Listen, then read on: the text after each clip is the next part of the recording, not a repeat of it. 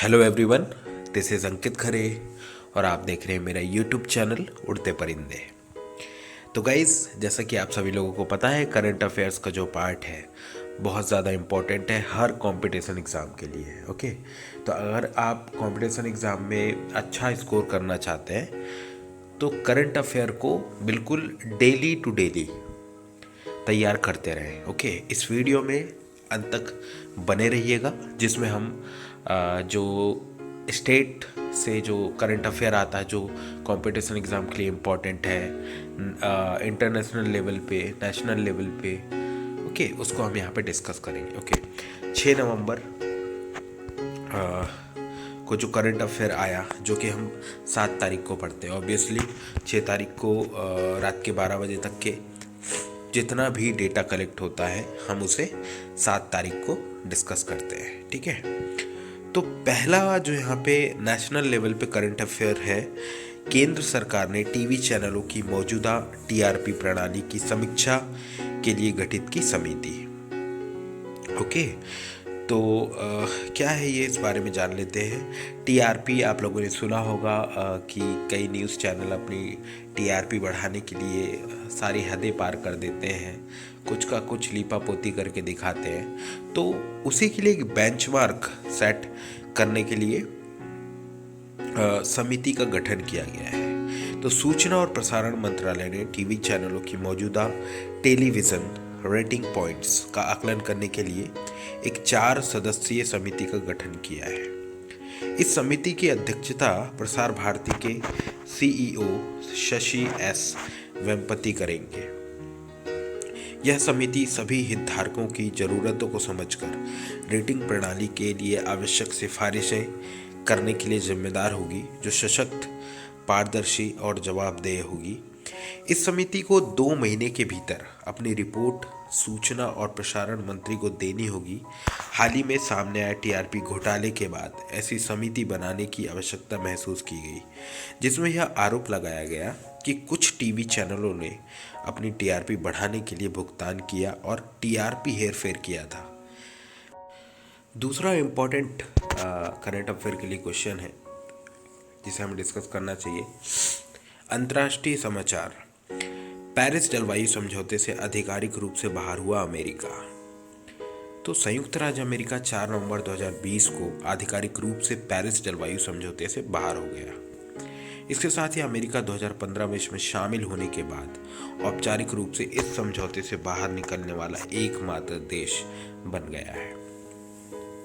पृथ्वी को जलवायु संकट के बिगड़ते प्रभावों से बचाने के लिए 2015 में ऐतिहासिक पेरिस जलवायु समझौते पर हस्ताक्षर किए गए थे।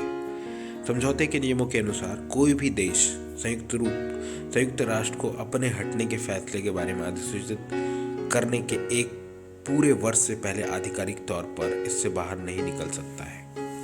संयुक्त राज्य अमेरिका ने 4 नवंबर 2019 को अपने हटने की सूचना संयुक्त राष्ट्र को दी थी। और उपरोक्त समाचारों से आने वाली परीक्षाओं के लिए महत्वपूर्ण जो फैक्ट है वह है UNFCCC के कार्यकारी सचिव जो है वो है पैट्रिसिया एस्पिनोसा, और UNFCCC मुख्यालय है बॉन, जर्मनी में। चलिए, तंजानिया के राष्ट्रपति जॉन पोम्बो मागुफुली ने जीता दूसरा कार्यकाल। वेरी इंपॉर्टेंट, तंजानिया के राष्ट्रपति जॉन पोम्बे मागुफुली ने 5 साल के दूसरे कार्यकाल के लिए राष्ट्रपति पद की शपथ ग्रहण की है। उन्होंने 5 नवंबर 2020 को पद की शपथ ली। मागुफुली ने 28 अक्टूबर हुए चुनावों में कुल मतों में से 84% वोट हासिल किए। इन्हें तंजानिया के 5वें राष्ट्रपति के रूप में चुना गया और वे 2015 से इस पद पर हैं। इन चुनावों में CHADEMA पार्टी के उम्मीदवार टुंडू लिसु दूसरे स्थान पर रहे।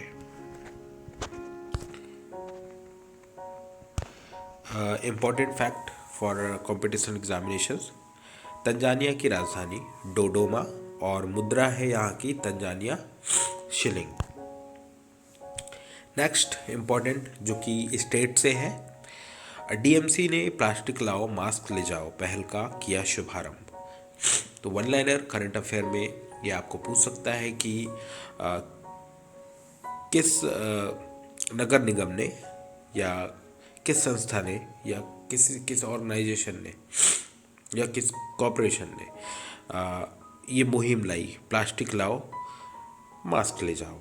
तो उत्तराखंड के देहरादून नगर निगम डीएमसी ने प्लास्टिक कचरे के खतरे से निपटने और कोविड-19 के प्रसार को रोकने के लिए प्लास्टिक लाओ मास्क ले जाओ नामक एक नई पहल की शुरुआत की है। इस पहल के तहत प्लास्टिक कचरे के बदले 5,000 फेस मास्क वितरित किए जाएंगे।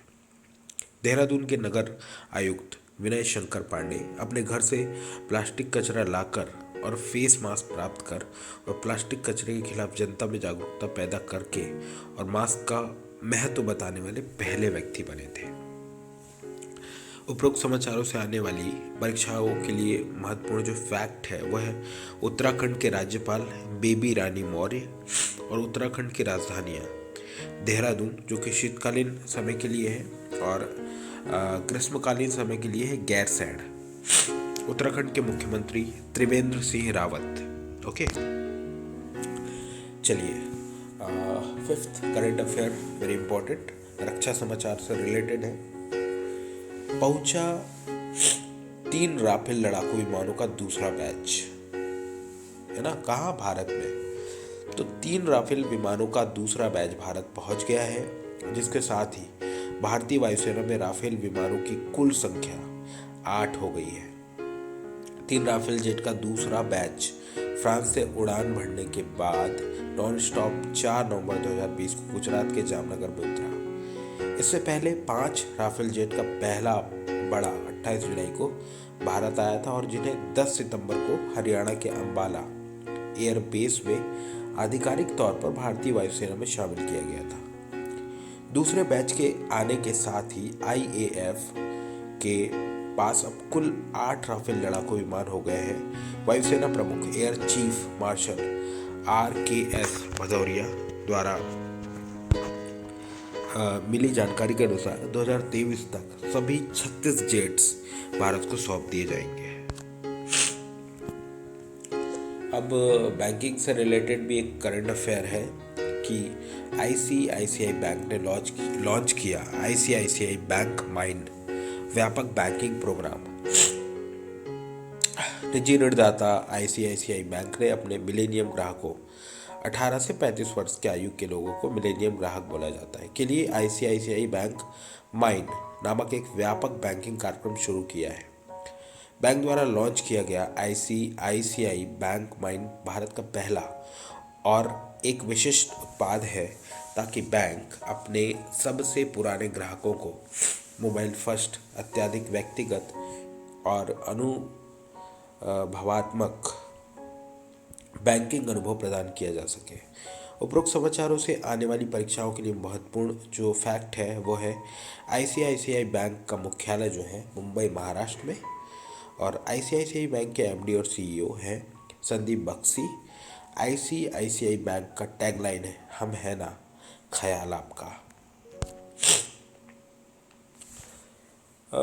व्यापार से रिलेटेड जो करंट अफेयर है which is very important, WhatsApp payment service को NPI से UPI करने की मिली मंजूरी। National payments corporation of India NPCI ने आखिरकार फेसबुक के स्वामित्व वाले मैसेजिंग प्लेटफॉर्म व्हाट्सएप को देश में अपनी पेमेंट सेवाओं को श्रेणीबद्ध तरीके से लॉन्च करने की मंजूरी दे दी है। NPCI द्वारा मंजूरी संगठन द्वारा यूनिफाइड पेमेंट्स इंटरफेस के उपयोग के विषय में अपने नियमों में महत्वपूर्ण बदलाव करने के बाद दी गई है। यह मंजूरी व्हाट्सएप या उसके प्रतिद्वंदियों जैसे प्रतिद्वंदियों जैसे गूगल पे और वॉलमार्ट के फ़ोन पे जैसे एकल तीसरे पक्ष पर एक सीमा रखता है जहां वे केवल समग्र UPI लेनदेन संस्करण का 30% संभाल रहे हैं। NPCI यूनिफॉर्म पेमेंट्स इंटरफेस को खरीदारी करने और व्यापारियों के अंत में वास्तविक समय के भुगतान को सक्षम बनाता है। UPI चैनल तेजी से डिजिटल लेनदेन के लिए भारत का सबसे पसंदीदा तरीका बन गया है, क्योंकि यह संस्करणों के रूप में लॉन्च हुआ है। उपरोक्त समाचारों से आने वाली परीक्षाओं के लिए जो महत्वपूर्ण फैक्ट है वह है national payments corporation of India के एमडी और सीईओ है दिलीप अजबे। National payments corporation of India मुख्यालय है मुंबई में और इसकी स्थापना जो हुई वो हुई 2008 में। आठवां करंट अफेयर, नियुक्तियों से रिलेटेड भी क्वेश्चंस आ जाते हैं। दिलीप रथ को आईडीएफ के बोर्ड में किया गया शामिल। तो राष्ट्रीय डेयरी विकास board, national dairy development board के अध्यक्ष दिलीप रथ को सर्वसम्मति से वैश्विक डेयरी निकाय इंटरनेशनल डेयरी फेडरेशन के बोर्ड में चुना गया है। वह भारतीय राष्ट्रीय नीति के सदस्य सचिव और डेयरी नीति और अर्थशास्त्र पर स्थायी समिति के सदस्य के रूप में आईडीएफ के साथ पिछले 10 वर्षों से जुड़े हुए हैं। रथ ने आईडीएफ और खाद्य और कृषि संगठन फूड एंड एग्रीकल्चर ऑर्गेनाइजेशन के बीच अक्टूबर 2016 में रोटरडैम में आईडीएफ विश्व डेयरी शिखर सम्मेलन में डेयरी घोषणा पर हस्ताक्षर करने में एक महत्वपूर्ण भूमिका निभाई थी। भारत दुनिया के दुग्ध उत्पादक देशों में पहले स्थान पर है, विच इज़ वेरी इंपॉर्टेंट, और दुनिया में सबसे बड़ी गौ जातीय आबादी वाला देश है। उपरोक्त समाचारों में आने वाली परीक्षाओं के लिए महत्वपूर्ण जो मुख्य तथ्य है, फैक्ट है, वो जानना बहुत ज़रूरी है। इंटरनेशनल डेयरी फेडरेशन की स्थापना 1903 को हुई और इंटरनेशनल डेयरी फेडरेशन के अध्यक्ष पियर क्रिस्टियानो ब्रेजल। इंटरनेशनल डेयरी फेडरेशन का मुख्यालय ब्रुसेल्स, बेल्जियम में। पुरस्कार एवं सम्मान की बात कर लेते हैं। हरिहरन ने मलयालम सिनेमा में आजीवन योगदान के लिए जीता जेसी डेनियल पुरस्कार। प्रसिद्ध फिल्मकार हरिहरन को जेसी डेनियल पुरस्कार के लिए चुना गया है, जो मलयालम सिनेमा में आजीवन योगदान के लिए दिया जाने वाला राज्य सरकार का सर्वोच्च सम्मान है। इस पुरस्कार में 5 लाख रुपये का नगद पुरस्कार, एक प्रशस्ति पत्र और एक प्रतिमा शामिल है। हरिहरन को इस प्रतिष्ठित सरकार के लिए एमटी वासुदेवन नायर की अध्यक्षता में गठित एक जूरी द्वारा चुना गया, जिसके निर्देशक हरि कुमार, अभिनेता विदुबाला, राज्य चलचित्रा अकादमी के अध्यक्ष कमल और सांस्कृतिक विभाग की सचिव रानी जॉर्ज सदस्य थे। हरिहरन जो शुरू में मद्रास में सिनेमेटोग्राफर यू राजगोपाल के साथ कुशल थे, ने बाद में प्रशासकों M Krishnan Nair, A B Raj और जेडी थोटानम को 7 साल तक असिस्ट किया। उन्होंने 1972 में फिल्म गर्ल्स हॉस्टल का निर्देशन किया। इसके बाद उन्होंने मलयालम की कुछ सदाबहार फिल्मों को लेकर भी आए। 10वें नंबर पे जो करंट अफेयर का इम्पोर्टेंट पार्ट है वो है शक्तिकांता दास ने की सार्क SAARC सेंट्रल बैंक के गवर्नरों के समूह की 40वीं बैठक की अध्यक्षता। रिजर्व बैंक के गवर्नर श्री शक्तिकांत दास की अध्यक्षता में सार्क फाइनेंस गवर्नर समूह की 40वीं बैठक वर्चुअल मोड में आयोजित की गई। इस बैठक में सार्क केंद्रीय बैंकों के गवर्नर शामिल हुए। बैठक के दौरान श्री दास ने एक समिति यूजर समूह सुरक्षित संचार नेटवर्क सार्क फाइनेंसिंग का भी उद्घाटन किया। अपने प्रारंभिक भाषण में गवर्नर श्री दास ने महामारी से संयुक्त रूप से लड़ने में सदस्य देशों के बीच घनिष्ठ साझेदारी और सहयोग पर प्रकाश डाला। समूह ने सार्क क्षेत्र में समष्टि आर्थिक स्थिति का जायजा लिया, वर्तमान सार्क फाइनेंस पहलों और आगामी राह पर चर्चा की। गवर्नरों ने केंद्रीय बैंक के अनुभवों को साझा करने और सहयोग जारी रखने के लिए अपनी प्रतिबद्धता की पुष्टि की। सार्क फाइनेंस केंद्रीय बैंक के गवर्नरों और सार्क क्षेत्र के वित्त सचिवों का एक नेटवर्क है। भारतीय रिजर्व बैंक सार्क फाइनेंस का वर्तमान अध्यक्ष है।